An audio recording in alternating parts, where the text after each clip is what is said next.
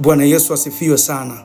Nina ujumbe kwa ajili yako wewe unayenisikiliza. Mungu aliye hai anakusudi na wewe, na si kwa bahati mbaya umekutana na hii clip. Nisikilize, Biblia iko wazi, nazungumza kwamba kwa habari ya siku ile hakuna mtu ajuae siku wala saa, lakini maandiko yako wazi na imekuwa fumbo kwa watu wengi, lakini Biblia iko wazi, inazungumza kwamba tunajua dalili, na dalili zinaonyesha kwamba Yesu yuko karibu kurudi kulichukua kanisa lake, kuwachukua watu wake, watu ambao wamejitenga na dunia, watu ambao wamejitenga na anasa za dunia, watu ambao wamejitenga na ibilisi, wamemkataa shetani na kazi zake, wameamua kufuatana na Mungu aliye hai, wameamua kumfuata Mungu aliye hai, wamesacrifice, wameachana na vitu vingine, wameona ni heri wapate hasara ya mambo mengine, wameona ni heri wapate hasara ya vitu vingine, lakini waambatane na Mungu aliye hai. Na Biblia iko wazi, inazungumza kwamba wokovu wetu upo karibu sana kipindi cha sasa kuliko kipindi ambacho tuliamini.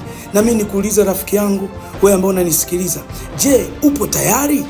Kama Yesu Kristo anarudi siku ya leo, je, utaenda pamoja naye? Ama kama siku ya leo ndio siku yako ya mwisho kuishi hapa duniani, ama ndio muda ambao unakufa, je, upo tayari?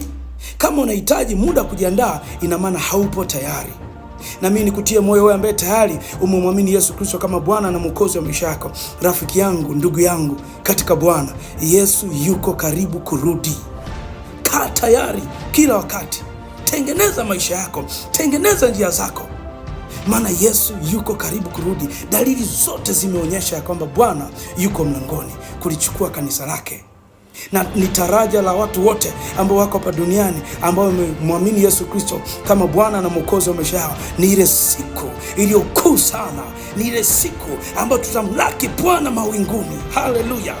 Ni kweli tutaishi miaka yote ambayo imeamriwa kwetu sisi kuishi hapa duniani, lakini kuna siku ambayo tunaitarajia, na hiyo siku iko karibu sana.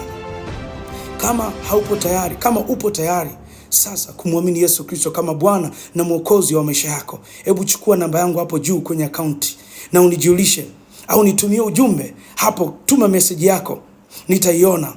Na unaweza kanicheki kwa njia nyingine yote ile ambayo mimi ninafikika. Tuko pale kanisani TAG Ubungo, na Mungu aliye hai yupo, anatenda, anaokoa watu, anaponya watu, analeta majibu kwa watu wasio na majibu. Nisikilize, Yesu yupo hai. Na majira haya Yesu Roho Mtakatifu analiandaa kanisa lake, analiandaa kanisa lake kwa ajili ya unyakuo.